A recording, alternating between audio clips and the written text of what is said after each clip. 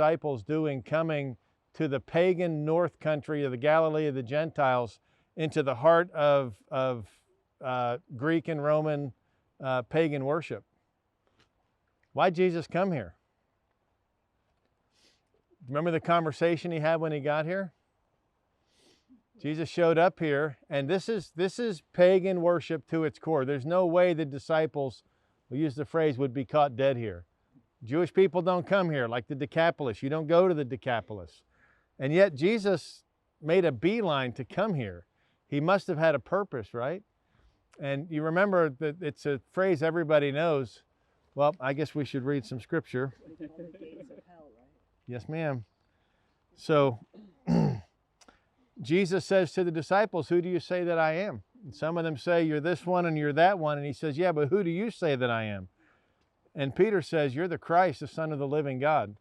In Matthew 16:18, Jesus says, and I tell you, you are Peter, and on this rock I will build my church, and the gates of hell won't prevail against it. Jesus was a master teacher.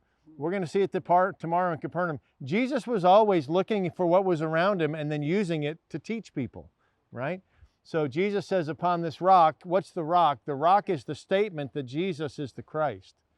That's the rock upon which the church will be built, right? And he says the gates of hell will not prevail. Pan was the god of nature. The springtime was when nature came back to life. Pagans believed that the gods slept in the underworld in the winter. That's why everything died, went dormant, and was cold. But they came out again in the summer or the spring. So they had all kind of, festivals and things they would do with the expectation that the gods were going to wake up and come up from the underworld. They believed the gods slept in the underworld.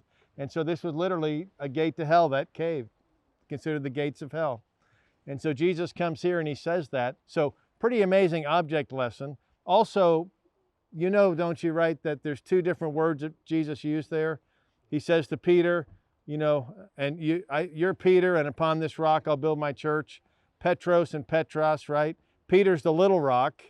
He's a little play on words, right? I think Jesus had a sense of humor, right? I think he knew how to smile and laugh a little bit. He was just a Jew. He was just a Jew. Playing with the words. Just playing with words, exactly. But the big rock was the rock of the kingdom. It was the statement that Jesus is the Christ. And here we are with this massive rock in the background. We don't know where Jesus was standing, but I can't imagine he was standing anywhere other than here, because he's going to use this to talk about it. Understand there were pagan temples and pagan sacrifices and all that going on. All the debauchery that would go on in a pagan environment. And Jesus brought him here. And he brought him here to teach him what we read in Scripture, that he's not going to be here forever, but he's going to found his church. And the gates of hell are not going to prevail against his church. Why did Jesus come here? I think it has to be, at least in part, because he wants us today to understand that the church is not something that's like a monastery off in the mountains where everything's peaceful, but he came into the mess of this world. And I think this whole pagan area is a picture of the messy world. And Jesus said, I'm founding my church, can I say it this way? In the crossroads, in order to have an impact. When we named Crossroads Impact Church, I was thinking about Gezer, and I was thinking about Jesus being in Caesarea Philippi. He came to probably the most pagan, worst place you could come to in the Galilee. And he said, I'm starting my church. Because the church is in the middle of the culture. It's in the midst of the culture. It's not separate from it. And also, it's not running from it. Another, well-known teaching, but we have to say it as we stand here looking at the gates of hell. Jesus says the gates of hell will not prevail against his church. Gates are not offensive, they're defensive, right? You've heard that before. If you haven't, first time. Hell's not on offense. We're not running scared as believers in Jesus, as followers, believers in God, right? The church is advancing against the gates of hell, and the gates of hell aren't going to prevail it. We're not the ones being chased. We're the ones that are on the offense. And you know what I mean, in the right spirit, in the right sense, right? Advancing the cause of Christ. I think that's at least a big part of what being in Caesarea Philippi is all about. just like Jesus to do something like that, wasn't it? It was just after that maybe 6, 7 days later, I think Scripture says that the transfiguration happened. A lot of people say it's Mount Tabor. We're going to see that in a few days.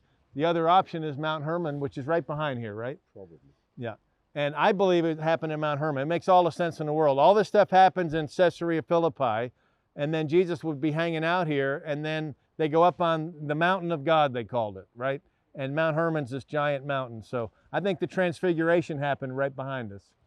I think I'm quite sure that it happened Remember there. what the Byzantines did. They just chose a place and they decided Right. here it was. Right. So during the Byzantine time, they built the first church up on Mount Tabor. Right? Who knows? I mean, why there? They just chose a place. And it doesn't make sense when he was here one sentence before. You know, and then it says 6 days later, they went up on the Mount of Transfiguration. So a couple more things about the church, because that's, you know, all the history's fantastic. You know, setting the stage to understand the worship of Pan. By the way, you know, Caesarea Philippi, right? So Philip, one of the 3 sons of Herod, he gets this area. He's going to name it after himself. Why is he naming it Caesarea Philippi?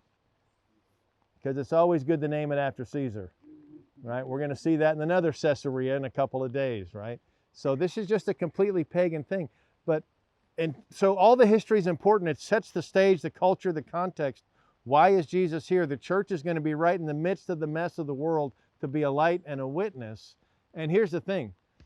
So there are some, and I'm not criticizing monks and all that. I don't understand all that in great detail. I know that you can go to monasteries and hide in the mountains and hide in the desert, and you know, maybe they're calling for that in your walk with God. But that's not the church.